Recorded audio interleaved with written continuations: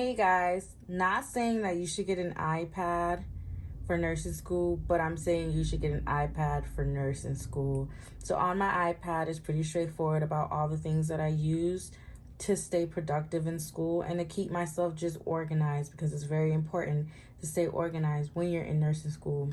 This is my iPad. It's an iPad Pro 12.9 inch. I think it runs for like $999 at Best Buy. These are the apps. So I try to keep my screen very minimalistic. I don't want too much going on because it's very easy for me to get distracted. But I do love to have a little quote right here. This one says, take control of your habits, take control of your life. Like I said, I'm a really big procrastinator. So taking control of that, life changing. So just down here on the toolbar, I have my books. This is Cengage. It lets me know all the assignments that are due. I never use this for my assignments because I find it to just be a little bit of a cluster. So usually I just use it for just my books. So I'll just hit that. And then here, this is where I'm able to download any books or anything like that. We don't use any of those books. So the books that we do use, I have already downloaded into the iPad. And then from here, I could just hit read again. And boom, here goes my book. So all of my books are actually online ebooks. I don't have any physical books. I was thinking about getting physical books, but I decided to just go with the ebooks on the iPad. It just seems to be a lot easier. So here, this is where all of my school assignments are. These are my classes I keep on the side. For example, I could hit biology. And from here, you can see, anything I got here. I'll go to like my modules. And from there, you can see like all the things that are due, all the assignments under the weeks. And this is what I will use to then go into my GoodNotes. GoodNotes is not sponsored by me, but if you want to sponsor your kid, please do. And for example, this is one of the PowerPoints. So what I will do is I will go onto my computer. Let me just show you. So I can go to my lecture. So let's say I want to go to week 9 lecture. I will go to my lecture. I will watch the lecture. And from the lecture, I will just make my notes on my PowerPoint. Okay. From there, go back. So this is this week's. Let's go to last week. So from there, from the lectures on my PowerPoint, so any notes that I've made off of my PowerPoint, I will then go and I will make my own notes. And the easiest thing to do that is to do a split screen. So you hit these dots up here and you hit this one. And then from the split screen, I'll just open up another GoodNotes app. Go to my bio, go here, and then pull up the PowerPoint. So I have the PowerPoint on one side, my personal notes on one side, and the lecture going. So I can add any notes that I need to add real quick to the PowerPoint. And then from there, I will then transfer my notes onto my GoodNotes. And I don't do anything crazy. Sometimes I'll copy and paste a picture because I find that they usually have the pictures on the homework. So let's say it'll have like all of the steps, right? And well, not really the steps. It'll have like the pictures on each step, and then it'll ask you what that means. So having that picture in my notes already helps me most of the time when I'm doing my homework because it's never on the test. And this is another set of notes that I took here as well. So like I said, I'll save the pictures, add any notes that I need, and I'll pretty much just do that on the other side with the PowerPoint. And this just makes it easier. Like if I was in the class, I would literally pull up the PowerPoint, pull up my notes, and any notes that the professors are saying, I'll add to my notes, or I'll add to the PowerPoint and then move over to my notes. So GoodNotes is definitely a really great app. I don't know anything about Notion, or I think it's what it's called, but this is how I have it broken down for my biology class. So each class I have chapter 1, notes, and PowerPoint. So this is the PowerPoint. This is a note. So these are all the notes that I took on chapter 1. I split them up by each section because, like I said, when you're doing the homework, it's split up into each section. So for example, this is the scientific method. This is all the notes that I took on the scientific method. I did go back and I, made it real cute or whatever. You don't have to do that. You could just take your notes regular. But I like to have like pictures of things, and I like to have graphics. I like to have colors. It just helps me with my small attention span. Like for example here, life's level of organization. We're all organs. We got cells that do this, that, and a third. So I did, make a really nice little diagram with that. And when it was time for me to study this for a test, it was so easy because I have a photographic memory. So like I can remember these photos and what each of those meant. So when I was taking the test, because I studied this whole thing and because I have a photographic memory, I was able to remember what each of these stood for. So it's really great. You just have to find like your own way of note taking, and baby, you're gonna be good. And this is just biology, okay? But if you see, the further I've gotten into like my chapters, kind of the less creative I've gotten, because I've really just been focusing on just getting the information on the page, and then we can go back and make it pretty some other time, okay? The most important thing is getting the information on the page. And one thing that I've noticed about me is that I'm really adamant on rewriting my notes. So sometimes I will purposely rewrite my notes. So I'll make another page here, like I'll duplicate another page and I'll rewrite my notes. And the reason why I do that is because it's repetitive. It puts it in a repetitive state. And for me, repetition is super important to me, especially with like, I can remember pictures. Like this graphic right here is instilled in my mind for the rest of my life. Like, I'm going to remember this graph. I'm going to know DNA transcription, RNA's translation to a protein. Like, I'm going to remember this forever, okay? But rewriting it helps me remember definitions of things, or definitions of transcription, or a definition of translation. I'll rewrite this just because that's how I study, okay? The way that I don't make flashcards, I don't do anything like that. None of that has ever worked for me. I tend to rewrite my notes. You guys, I don't know what it is. But rewriting my notes is like a way for me to like remember things. Like I need to go through this PowerPoint again and just write my notes, and then I'm going to rewrite my notes because that's just how I remember things. And then have notes in English as well.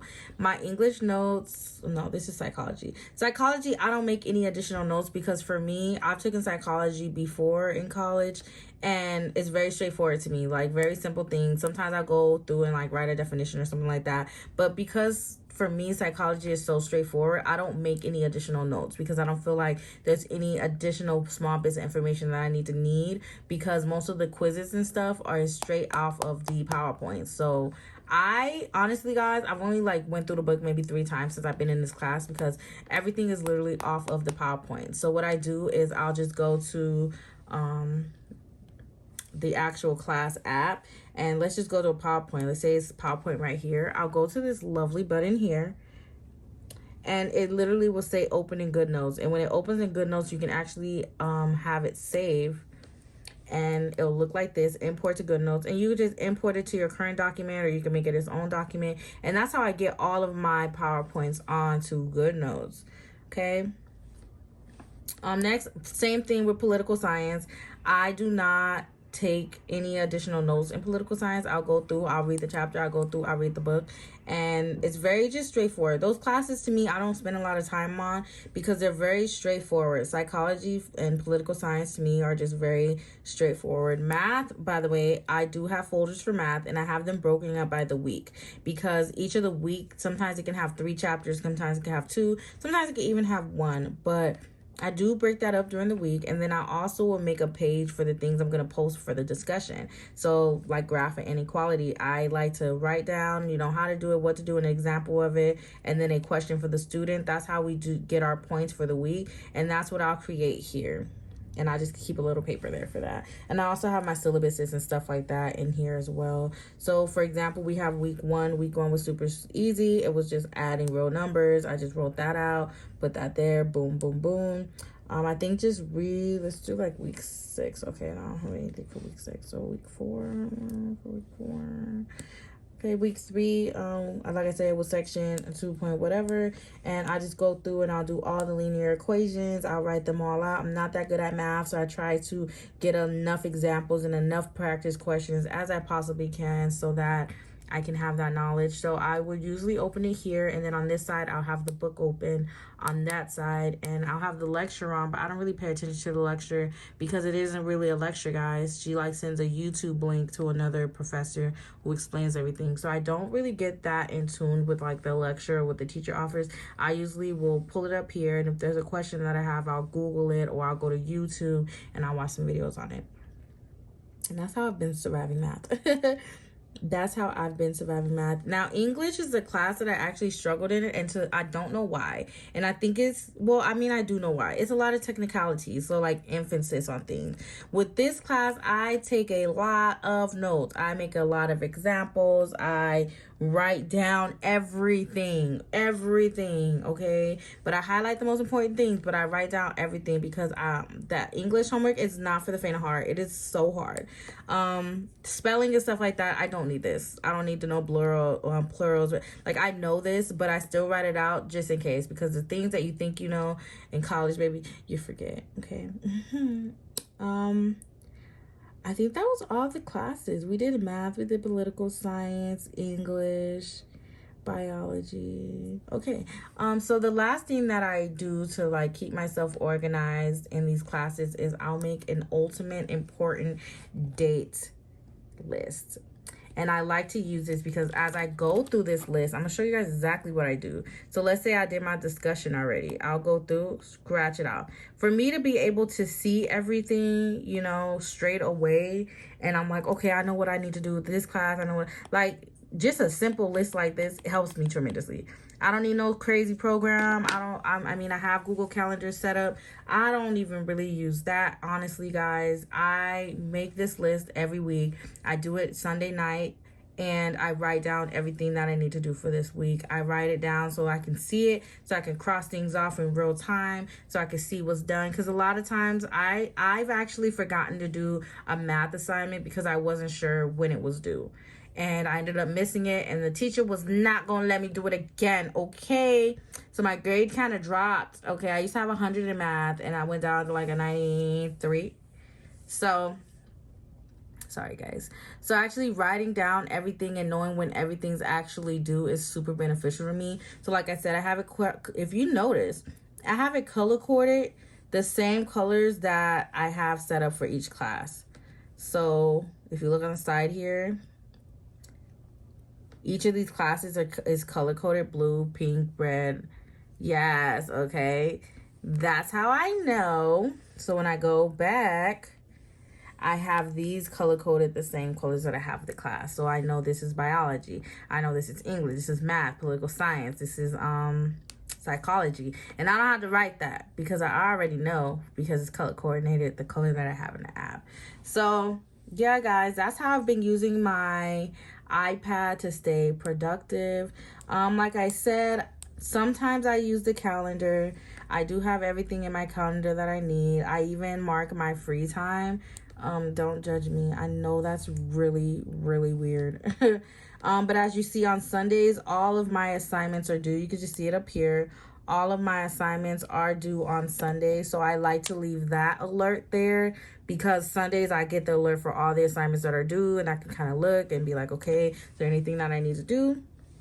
But yeah, this is pretty much, you know, a good idea of how I stay organized. I like the side summary. And this is just on the Apple Calendar. And the reason why I do like the Apple Calendar, because you can use it on the on your Mac, on your phone, on your computer. And this is everything that's due, as you see. So like, these are things that, you know, like my son has speech and stuff like that. And this is what I'm gonna study. I'm gonna study till this time. Like, I literally have everything broken down. I can see that my biology assignment was due on Wednesday, and these are all, like, I sunk the school schedule into my Apple Calendar. And yeah, I could see, you know, all that's here.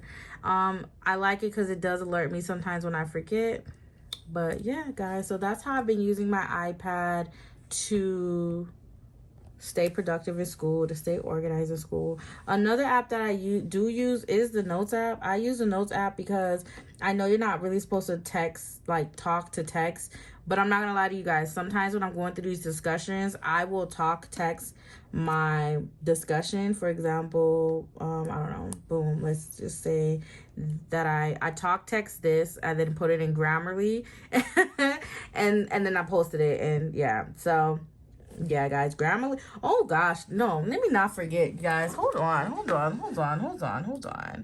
Let's talk about Grammarly. If you don't have Grammarly, please get Grammarly. You do not have to get the paid version of Grammarly. You can get the free version.